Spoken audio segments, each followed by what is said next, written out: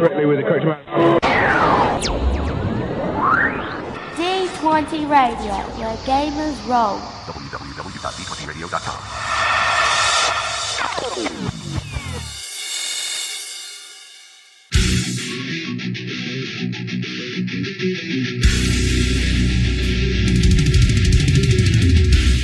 Welcome to Me and Steve Talk RPG, the podcast where me and my friend Steve... We're playing games this time.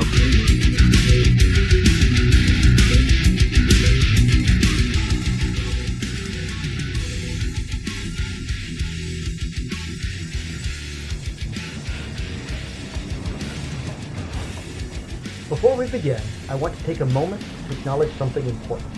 The setting of this campaign, Origin, is inspired by West African cultures, histories, and aesthetics. None of the players, and certainly not myself, have lived experience or even ancestry from that part of the world. While Origin is part of the canonical setting for Exalted, I've drawn on real-world West African traditions to help bring the setting more fully to life. This isn't meant to be an accurate historical or cultural portrayal, and it is definitely not a commentary on any real-world nations, peoples, or beliefs. One key difference is theological. While Timbuktu and the surrounding regions were deeply shaped by the arrival of Islam, Exalted has its own divine and mythological structure that plays out very differently. My hope is to approach these inspirations with respect and care, and I welcome feedback if I fall short. In the session notes, there will be a short list of resources to learn about the real history of West Africa and the Sahel. Thank you.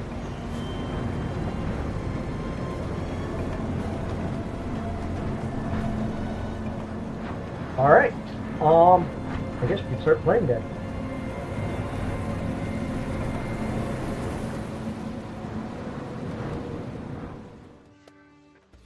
Let's just go around, introduce yourself and your character real quickly, because each session of ours generates about 3 episodes worth of fodder, and then if they release them every other week, then it's 6 weeks since our last session beginning, so it's probably a good time to reintroduce your characters. All right. Any particular order? Oh, no. Just do what you gotta do. All right. You want to go Logan, since at least on my screen, you're next below deck? Then I'll go, and then Steve. Sure. Hi, listeners. My name is Logan. I am one of the hosts at the Storytold RPG podcast. I am playing Pale Nimbus, an Eclipse, who's a prophet and revolutionary who wields awesome tonfas, practices martial arts, and has a cute little kangaroo mouse familiar. So, those of you listening obviously probably recognize my voice. I am one of the Steves of the Me and Steve podcast. I am playing Wondrous Cyclone, who is Nightcast. He is, generally, I think, mischievous in a weird way, generally trying to keep attention diverted from our goings on.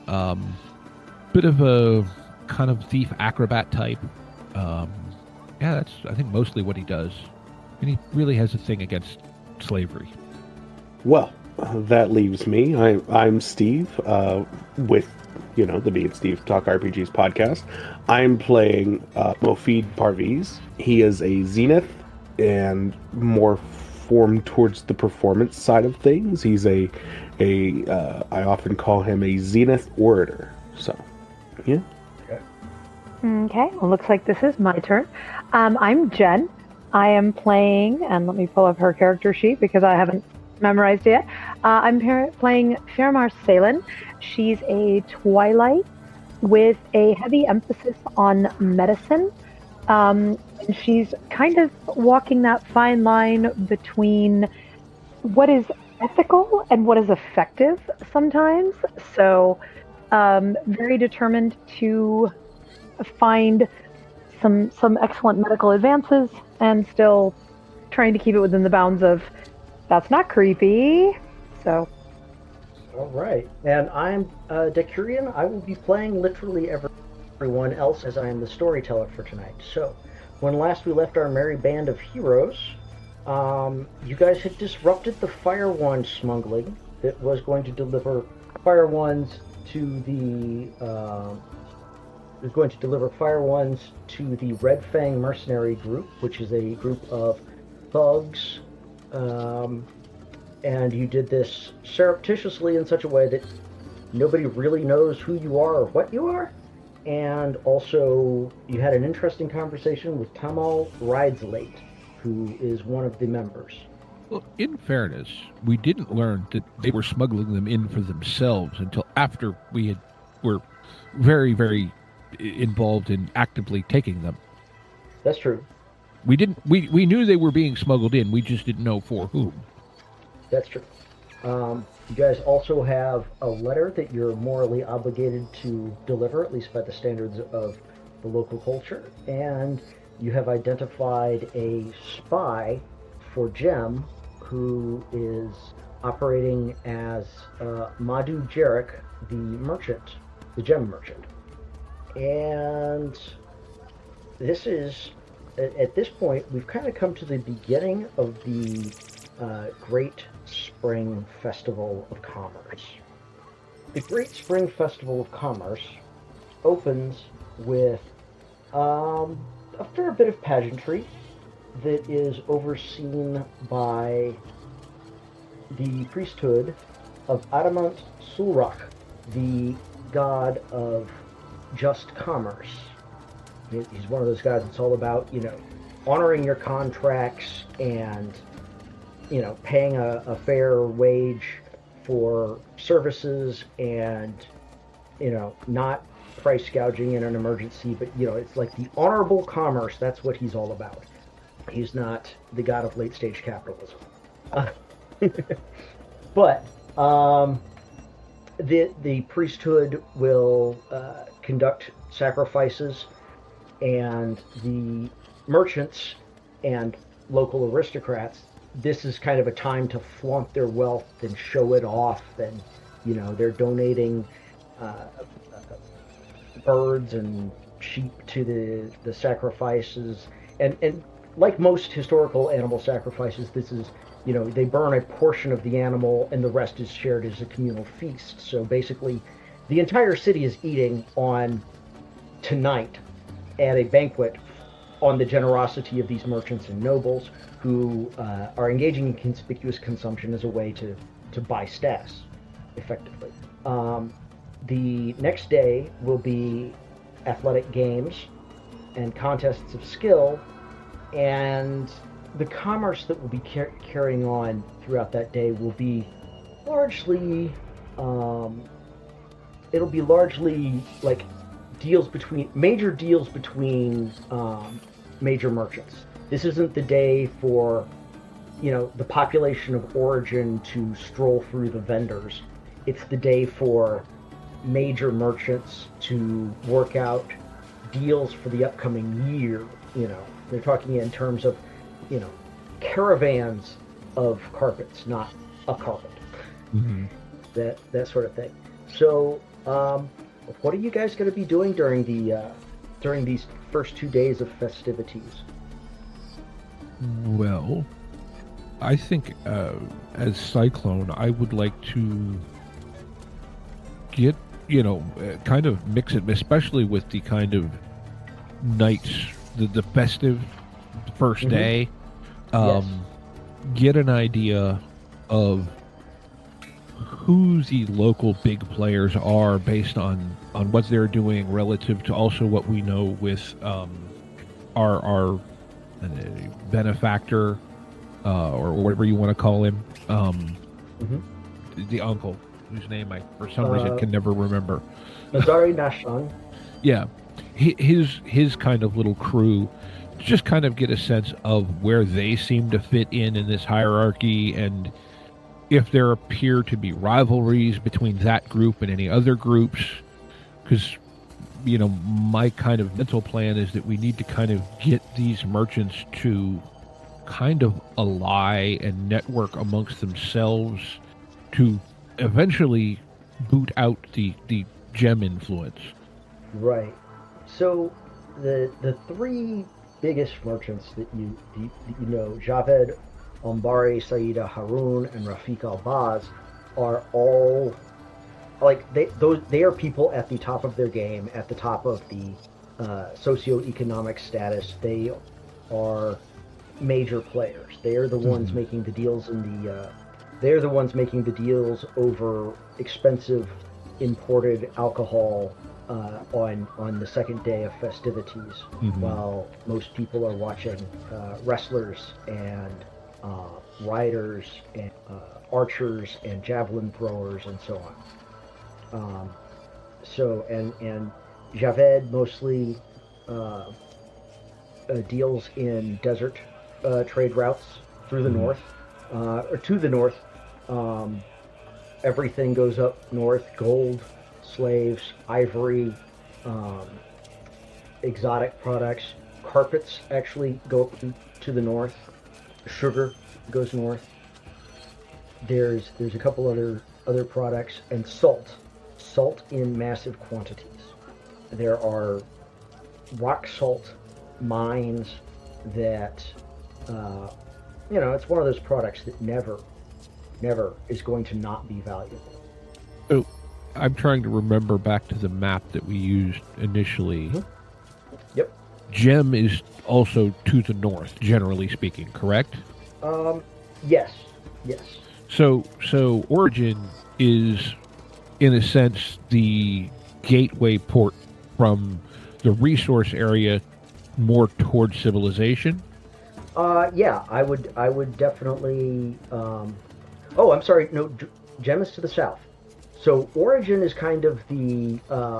It's where the gems and mineral resources of Gem and the agricultural and salt and mineral resources of the Ama Basin. So Gem tends to go. Gem has a lot of, as you would expect, jewels and some precious metals, whereas Origin, in the hills around the Ama Basin, they have gold mines and salt mines. And they trade north. They go up past 12 River Sea and then take the Diamond Road up to the left. Okay. Which is about a 3-month trip, as you all would recall. Okay, so we're almost the commerce hub to them being more of a resource hub. Yes. And the other thing is one of the few overland routes from the Mayu coast goes through the Ama Basin and ends at Origin. The Mayu coast, silk, tea, a lot of those sort of products. Okay. So there's no reason that Origin can't be at least an equal power player in the region socially. Yeah, I mean, and until the past century or so, Origin was kind of first among equals among the Savo cities. And if you go back even further than that, they were the dominant city. Okay. So our contacts that we've been brought into through Mazari Nashan are among the kind of upper level of the merchants. Yes. Okay. Mazari Nashan himself is like second tier, but that's still pretty high. Right. So to speak, he's the small fish in the pond that we are connected with. Yes. Okay. So yeah, I think I'm kind of looking also to see, and I have a feeling this type of thing is going to bring out the showmanship and the staging. So are there any particular merchants trying to upstage that association? No. So there are other merchants, but generally most of them are wary of directly competing with Albaz or Harun, because Rafik Albaz he's the kind of guy that like, he doesn't pick fights, but if you pick a fight with him, you try to cut in on something that he believes is his, he's not going to send assassins. No, he is going to undercut you. He's going to divert, he's going to buy up your suppliers and seduce your customers with discounts and leave you penniless and destitute. That's kind of like, he does not play. He's known as a strategist among merchants and an economic warrior. So people tend to stay away from picking fights with him. He's Jeff Bezos. Yes. And whereas Saida Haroon is just going to like, she tends to go around obstacles. Mm-hmm. You know, she's not a big fan of conflict, but if push comes to shove, she's done that. There are other merchants. As near as you can tell, they seem to be. As near as you can tell, the rivalries are largely economic and commerce based. You don't get a whiff of like politics being part of it, if you know what I mean. They're competitors, not enemies. But yeah, Okay. there are some, you know, and one of the ways they're flexing is by hiring poets and singers to perform for the crowds. They're running like little tents with refreshments, sweets or fruits or that sort of thing, being handed out. That's kind of like the, yes, I am so rich I can afford to pass out grapes by the bushel. Okay. So I think, yeah, that's what Cyclone is primarily kind of trying to observe, especially through like the first half of that is, you know, see if there are, what do you want to say, commercial divisions that could either be exploited or worked. Or in this case, it appears that there's more of a, we're all on the same team, even if we're all trying to be better than each other, which also works for what I think we need to do. You know, and the only obvious kind of signs of Gem's presence is the mercenaries. The group of mercenaries providing security are called the it's the Daggerloons. Again, they're the very professional, you know, they're the very professional force. So yeah, that's my thing. I think Nim he's fallen quiet and he's just kind of remaining observant for the time being. Okay. Is there anything in particular he's looking for? I think he's really looking at the dynamic of the group and the interplay between the group itself.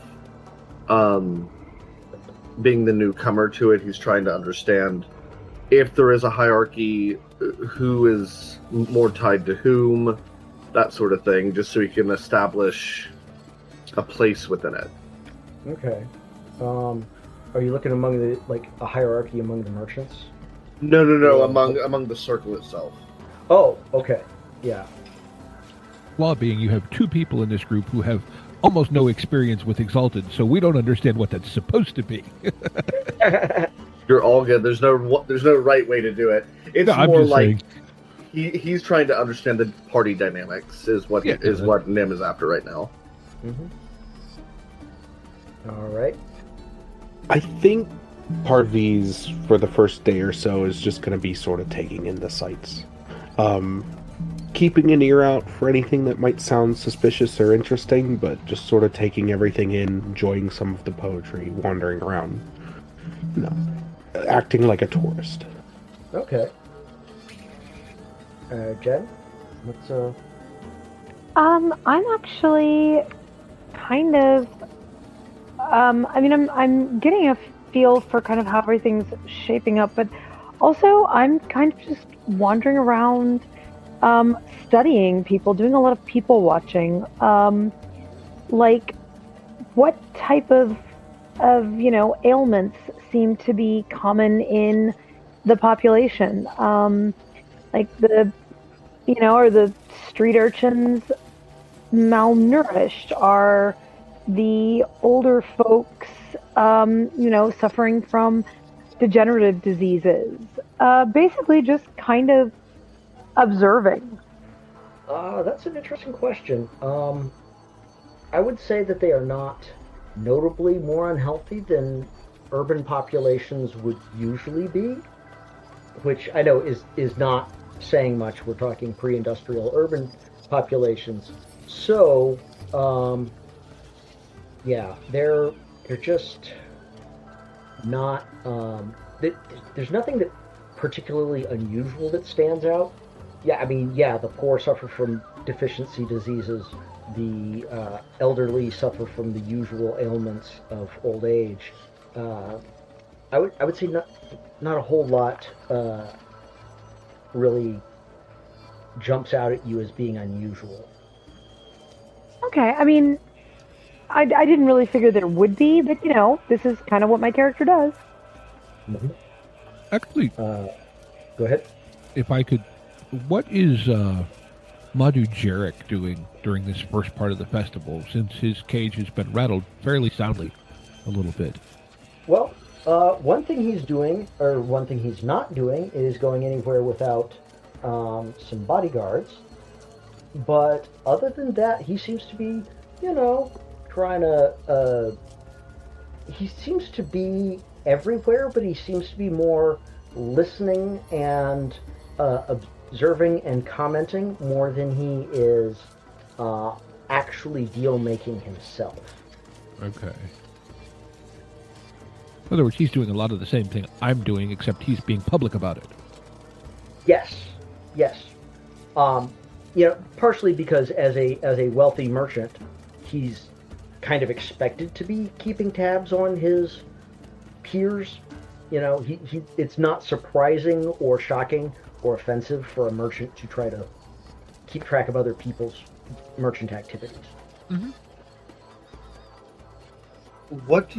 He approaches you. What do you hope to find among the merchants? Perhaps I could be of assistance. Well, I assume are you talking to Cyclone, or? Cyclone, yeah. So, when we were approached by Mazzari, he expressed concern that the gods have been less present ever since they effectively capitulated to Gem's, shall we say, governance. His goal, if you will, is simply to return Origin to a position of,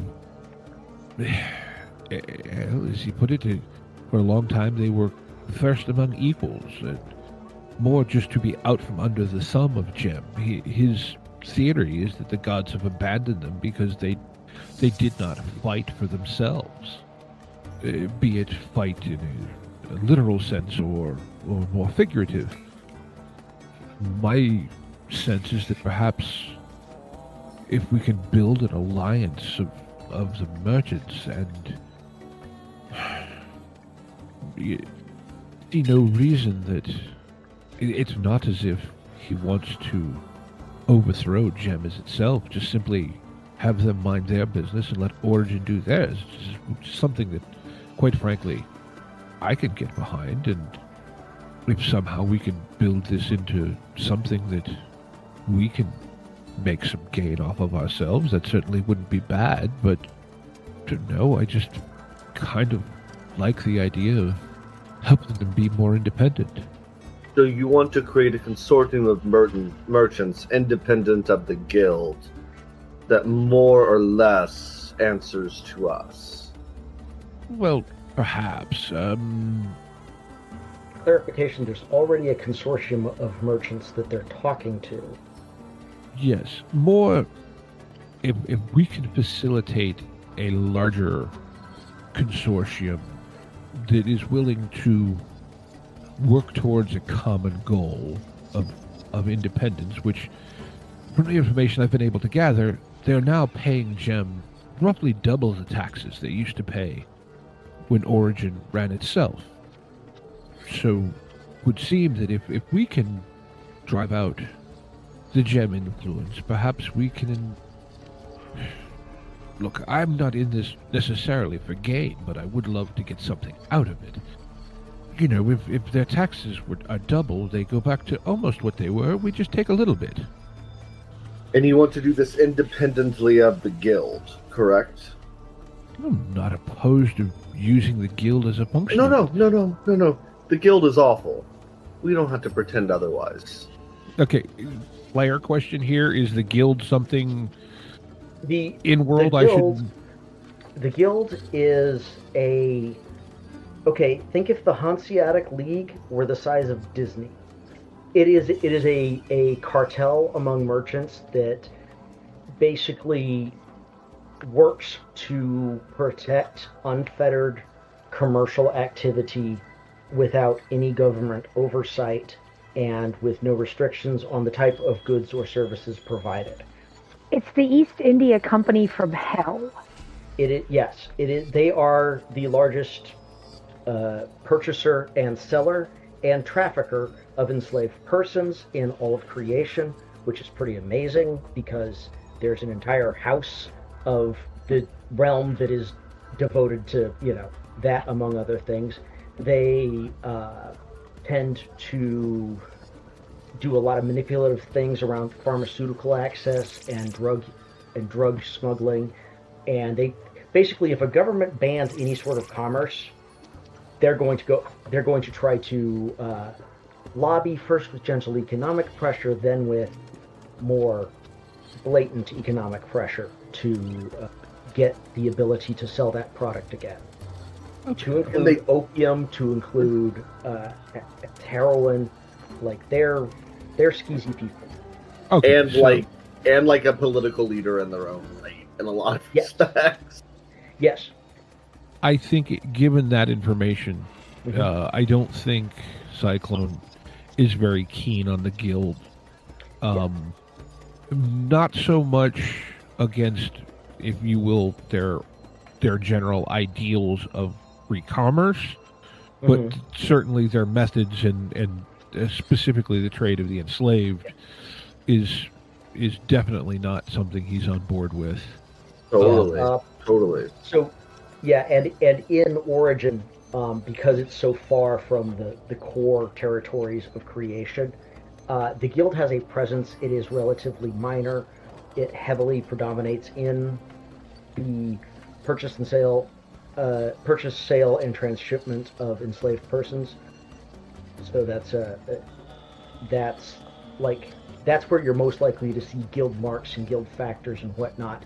A lot of the other types of commerce are outside of their reach as of yet. Okay. So I think, in a sense, maybe given that information, I think probably Cyclone's goal would be more to build the local economy up to essentially have a strong enough base that, with the exception of the enslaved, there is there's nothing for them to try and get a foothold with, if you will. Sort of like, to put it in modern terms, avoid the labor union problem by treating your employees right. Mm-hmm.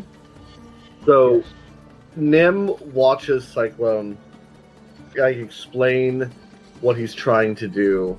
Just his smile getting bigger and bigger each time.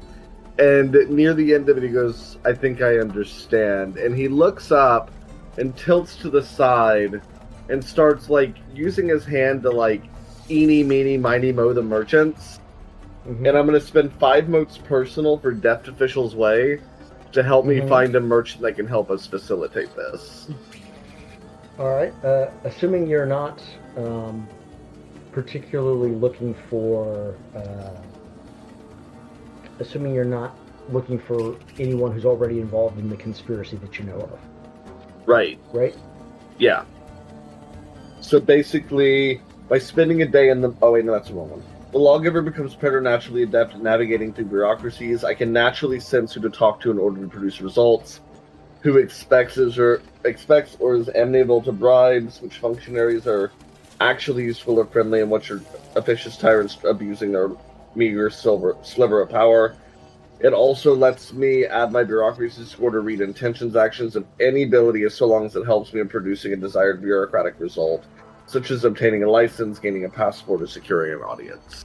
So it's letting me sense who to talk to, then when I talk to, I'm better at reading their intentions. That kind of leads you towards a a merchant that appears to be primarily a cloth merchant. She's setting up her displays. Did you say clock or cloth? Cloth. Okay. And I'm not talking like ordinary cloth, high-grade indigo dyed cloth, silk blends, the ceremonial weaves that are frequently used by nobles and priests. And yeah, she's overseeing her employees. You know, she seems to be relatively detached from a lot of the goings on. Very much looks like a woman who is worried about her business and not everybody else's business. Right. And if you watch her for a little while, you'll see other merchants come by and speaking to her very respectfully, but then you know, and if they have a business proposition for her, that's one thing. But even if they're just passing by her socially, she's very. They seem to go out of their way to greet her. Okay. Cyclone, you're up. I'll support you in whatever you need, of course. Well, so you'll have to, listeners, fellow people in the game, you'll have to forgive me as I don't remember the names of the gods. Adamant Sulcra is the commercial one. So if you were going to greet somebody with, you know, God bless you, Adamant Sulrock would be the one you would invoke when you're talking to a merchant. All right, so I think yes, we'll approach this merchant, and you give the appropriate, be it a bow type gesture, you know, and a greeting invoking, you know, Adamat Sulrock, greetings and the blessings of Adamat Sulrock to you, or something of that nature. She bows and says, "You have very obviously come a long way. What brings you to my humble establishment?" Well, let us say that I am perhaps someone of... Yes, I travel about doing things and attempting to help people establish or maintain their independence. When he says that, can I do a read intentions on her to see if I can figure out her place in this market, and like why people defer to her? I think you probably could. Okay, so that is perception socialize plus my bureaucracy to the read intentions roll. Okay. Do you prefer us to use the dice roller and roll 20, or can we roll physical? I can't absolutely do not care. Okay. Socialize 3. Okay, bureaucracy. And then I guess for my stunt, what Nim is doing is, as this conversation's happening, he's adjusting his body language to look more deferential to Cyclone, to be almost like a partner or security, like a bodyguard, to make Cyclone look a little bit more influential than he actually might be otherwise. Okay. 2, 3, 4, 6 successes on read intentions. All right. And which did you want to learn her reaction to Steve's comment, or Cyclone's comment, or did you want to what exactly? I want to learn if I could find out perhaps maybe her defining intimacy. That could be interesting. Her defining intimacy is a deep desire for both commerce and peace. Don't have it exactly written down. She associates commerce and peace with prosperity. You know? Okay. And as if you have only one of those, you can't have true prosperity. Got it. Okay. I will put that in my back pocket for just a minute, Mm-hmm. but I have a plan for that soon. Okay. She smiles, and when you talk about independence, and she says, I don't know of such things. I'm a simple merchant. I trade in thread, not blood. Oh, indeed. And who would trade in blood if there were any other option? And yet there is. And Oh, she's sort of like, she is not offering you coffee or tea, just so you know. No, and like, yeah, I'm not trying, like whether it's coming across as how I'm saying, he's saying it in kind of what I'm trying to get across is that I'm not out for violent revolution either. Uh-huh. Well, trade is the backbone of the city, is it not? And they're very much what the gods oversee, is it not? I mean, Some of them.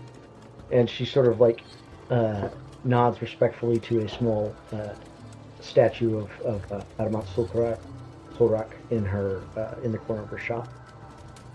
If I may interject for a moment, the world right now is difficult.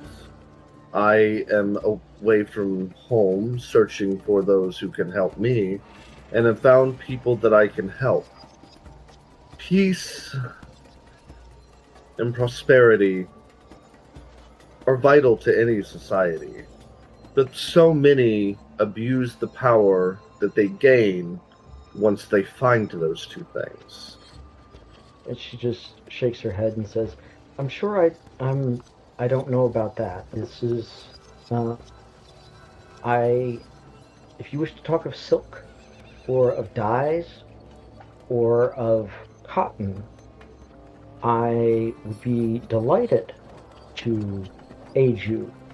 If you wish to talk of politics, well, there are enough people in this city who talk of politics and nothing else. I understand what you're saying. A single thread, however, can be easily ripped, but woven into silk can be strong enough to perhaps stop a blade. What if we built something new? I'm not speaking politically. I'm speaking from the heart, for people. Something that can bring peace to people. Well, then it would be something very powerful indeed to bring peace to this corner of creation. And something tells me that's something very dear to your heart. It is dear to mine as well. Yes. Unfortunately... Look around. Mm-hmm. We have all of these merchants here, all trying to survive, aiming for success, playing in a system built to keep them from doing so. What if we rebuild that system? She says, well, then the goal is all well and good, but many times I have heard political idealism shouted from the rooftops, and the cost has been unbearable. That's because shouting from the rooftops rarely accomplishes anything. Action accomplishes things. So words alone cannot fix a problem. There is like no way you would not notice this is touching on something personal to her. Perhaps we could work together for the greater good. She says, well, you'd have to demonstrate to my satisfaction that the greater good doesn't involve fire and blood. Absolutely. What would I have to do to prove that to you? Tell me your grand plan change without leaving piles of corpses. He looks around the market. Are there any vagrants or homeless around? I mean, there's always panhandlers. I still have Deft Official's way up, because it's seen long. I want to find one, or sense one, that I can approach that truly is, like, down on their luck, and like if they could just be given an opportunity to prove themselves, that they could make something of their life. Yeah, that's not a hard thing to find. The truly impoverished, like panhandling, tend to be a mix of people with severe health problems, including mental health, and people who got unlucky. And and it's kind of mixed up, but that's the two groups that tend to end up truly down on their luck. So you can find some who are. I'm looking for someone specifically unlucky. Yes, you can find one very easily. I approach them. I say to her, "Give me 20 minutes," and I leave her stall. I go find this impoverished person who's just unlucky, and I approach them. "Excuse me, can I have a moment of your time?" And he just sort of looks at you a little oddly and says, "I have nothing but time." "What would you say if I offered you an opportunity to improve your life?" I'd ask what you wanted. "I want many things, nothing from you specifically. But I am trying to show someone that opportunity creates more." And he just sort of looks at you oddly and says, "Do you want to improve my life to win a bet?" "No, I want to improve your life to improve the world." He says, "Well, I'm not entirely sure how those two things tie together, but I mean, if you're offering, as I mentioned, have nothing but time." "Come with me then." And he sort of shrugs and follows you. I bring him back to her tent. I'm asking his name along the way. His name is Baram. Baram. Baram? Mm-hmm. I bring her to her tent. "Let this man work for you. I will figure out a way to pay his wages." She looks at him, looks at her cloth, looks at him and says, "You figure out how to give him a bath first." "Sure." She's like, "Nah, no grubby hands on this cloth. It costs more than it would cost, to buy him a house." "You hire him. I will figure out a way to pay his wages. And if he does not improve your business simply from being given the opportunity to improve his life, then whatever I say means nothing. If, however, he does, would that prove my point to you?" She looks at you oddly and says, "Are you saying that what is true in small things is true in large?" "Yes." "I respect your way of making your point." And she looks at Barb and says, "I'm not joking about the bath. Clean hands touch my fabric." To kind of diffuse it, Nim kind of leans over and goes, "I was too dirty to touch the fabric too. Don't worry, it's not personal. Or it is personal, but it's not personal to you." Nim probably does need a bath, for the record. Yeah. There are actually bathhouses and so forth. There are not many, but there are some. I know we used one earlier when we first got to the city, so we would know at least where those were. You know about an inexpensive one that catered to foreigners, but a perfectly good one. So, yeah, I think at some point, Cyclone wants to kind of have a little deeper conversation with Nim here, and somewhere in our travels, maybe kind of quietly while this guy's following us, or maybe while he's bathing, whatever. You're so much better at articulating my ideas than I am. Strange as it is, I understand what I want to do, but I don't necessarily know the best steps to achieve it. Well, then we should work together. I think you are probably a smarter individual than I am. I just simply know how to use my words. It often got me in trouble with my mother, I will admit, but it is a useful skill. That long time since I was in trouble with parents, at least my own. So, yeah, finding the bathhouse that caters to the foreigners, it'll run you a fairly trivial sum of silver, and there's common baths, and there are attendants who have additional fees for additional services.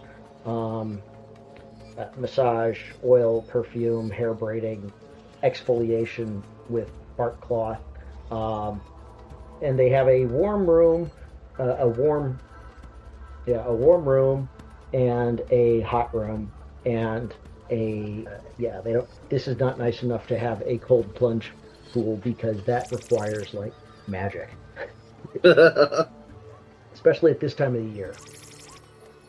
But yeah, it's not massively crowded, but it's definitely a communal space that is a point of social interaction, like in the Ottoman Empire or the Roman or anything like that. There is a lot going on here. There are minor business deals, there are matchmaking, there is just straight gossip, there's dudes hanging out because, they're good friends, there's teenagers seeking illicit, unapproved by parental unit interaction with the gender of their preference. It's busy, and you're not going to get true privacy, but it's a thing. Well, no time like the present. Yeah, I think, you guys, I'm just going to kind of keep on the lookout, see if I'm still trying to get a sense of there has to be some sort of underground, underworld element in this city that I just haven't seen yet. Okay. That's one thing I think Cyclone has kind of been on the lookout for is like, look, any population center is going to have it. Where is it? And that's also, so maybe they're bathing and he kind of just goes off and skulks around a bit to do that. All right, real quick follow. I'd like to kind of shift back. Is Parviz or are Parviz or Saelen planning on doing anything? Kind of with the hang on just a sec, I gotta figure out what's making this ticking noise, but kind of with the whole I'm people watching and looking at people to see like what their ailments are, and I know that we're kind of looking for information about stuff going on in the city, so I'm going to start concentrating on the street rats. They pretty much have no health care, and so, talking to them, treating any little scrapes or bruises, and then just talking with them. What are they seeing? Offering one of them, some coin to go get me some food. Just kind of starting to kind of get a feel for the street urchin network. So, yeah, most of what you're going to run into there are parasites, and parasitic worms, and scabies, ringworm, all as well, not just gastrointestinal ones. Mild rickets, iron deficiency, anemia, that sort of thing is what you'd most likely be finding. Right. And, I can't necessarily magically cure all that, but... Don't you have something that'll help you clean out parasites? Let me double check. I am sure I do. I am having a hell of a time getting my laptop to let me see everything. Hang on just a sec. All right. You using ailment rectifying method, you would, that requires them to actually get some bed rest. But I would say you could probably compound certain medicines that would not immediately, but over time, fix that up. Yeah. Also, wound. What is it? It's not wound mending care technique. Most of them don't For have any- a whole lot of wounds. Yeah, Most of but I them mean, don't have- I mean, some of them are going to have infections. I mean, and not just parasites. Yeah. I mean, these kids, Mhm. dirt getting into wounds will cause even minor infections. Yeah. And Yeah. So yeah, you're yeah, basically running the free clinic for the indigent out of your back pocket, which you can do because you're a solar. right, yep. And like I said, just trying to kind of make my way in with the kids because nobody pays attention to them, and they Okay. see everything. Yeah. I mean, you've already had that with, you've already had an entire thing that's still kind of unresolved based on a kid overhearing something. Mm-hmm. Yeah, I would say it's probably going to be, it's going to take you a little while to build up the kind of trust that'll get the real information out of them. But, you're just definitely going to generate some goodwill. Which is perfectly fine to start out with. Okay. What's Parviz up to? I feel like Parviz is...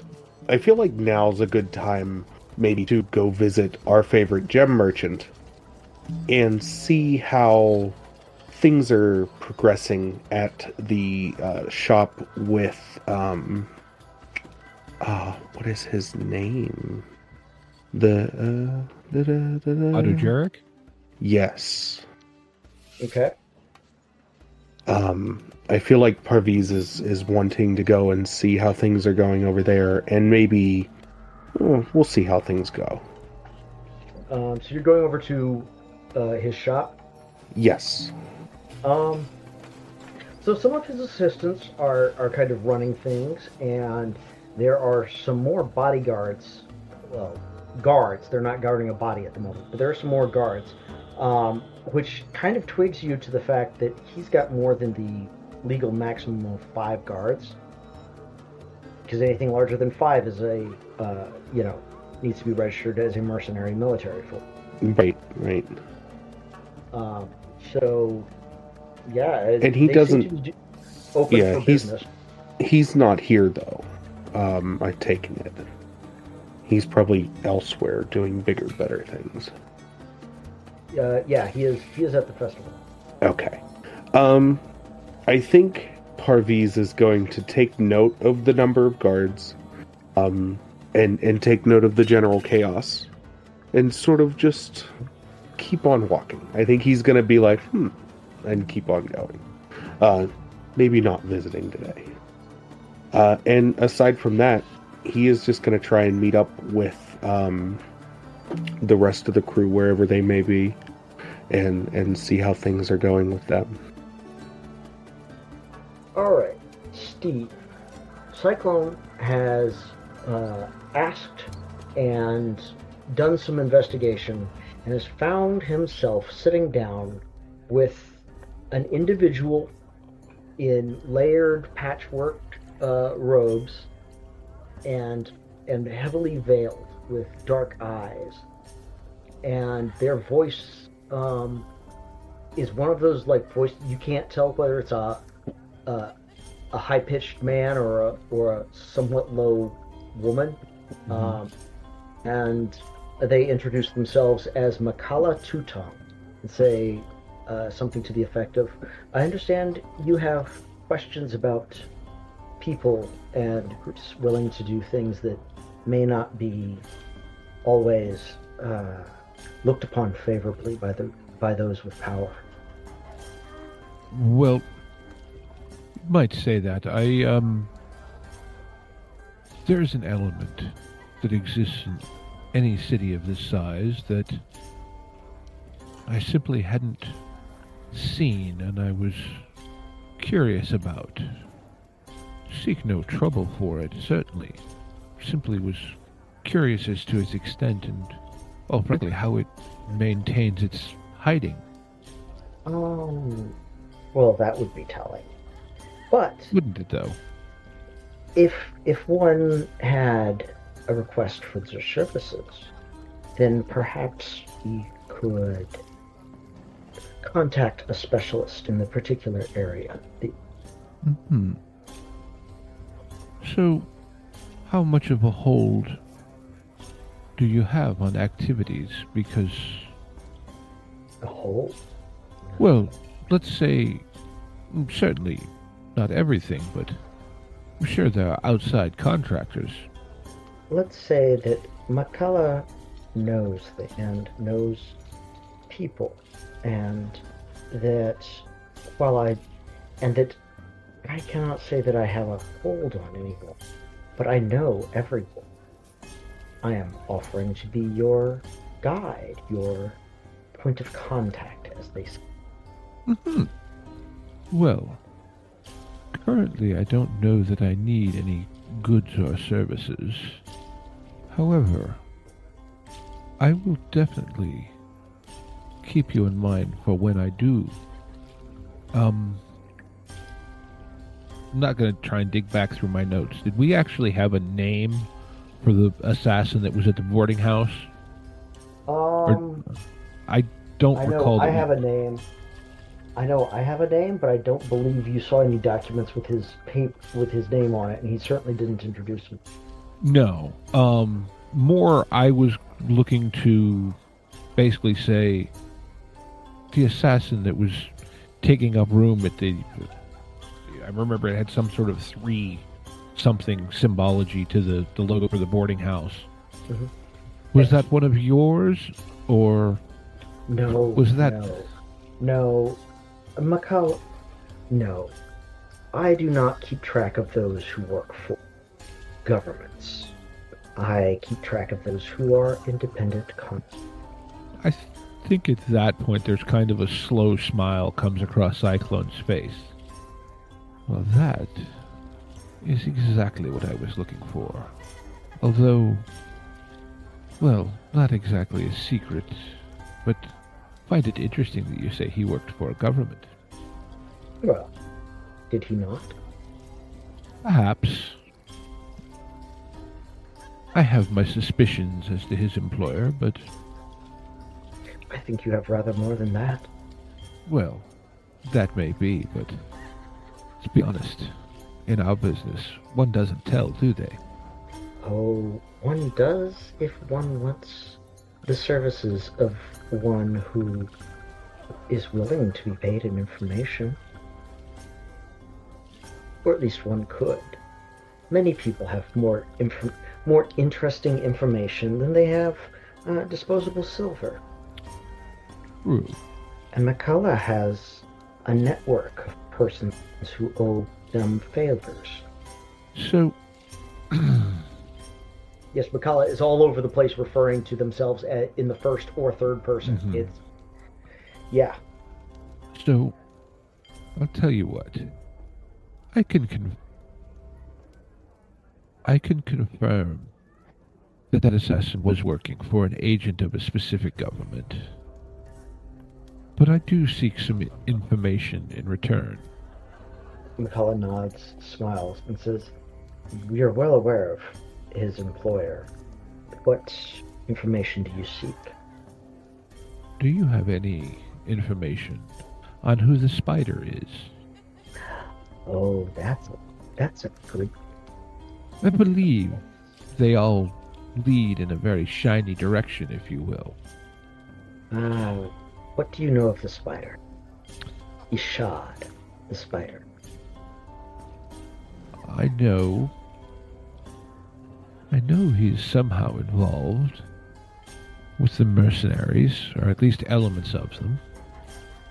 And I fear he is, well, perhaps an agent of the government, up to things beyond, out for more than the interests of just that government. Well, that wouldn't be too surprising. I suspect that the truth is rather like his stock in trade. Strike it at the right angle, you get a thing of beauty. Strike it at the wrong angle, you get a handful of powder. Oh, as one often does.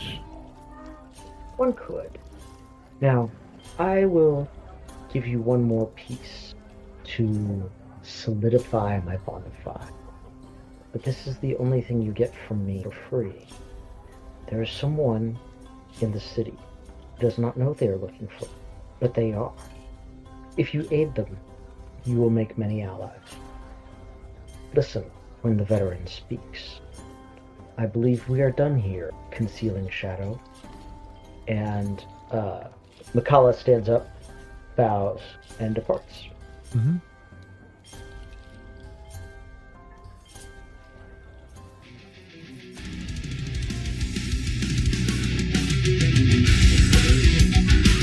Intro and outro music by the band 12 Noon. You can email us at meandsteverpg@gmail.com. You can find us on Twitter and RPGs. Find us on Facebook at Me and Steve RPG Podcast. On Discord at Me and Steve RPGs. And as always, all of these links are in the show notes.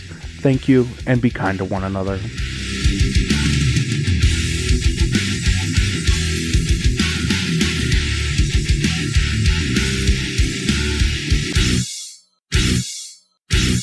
How much for the cigar? Cigar, $20, dog. You gotta go down the street to the store and buy that.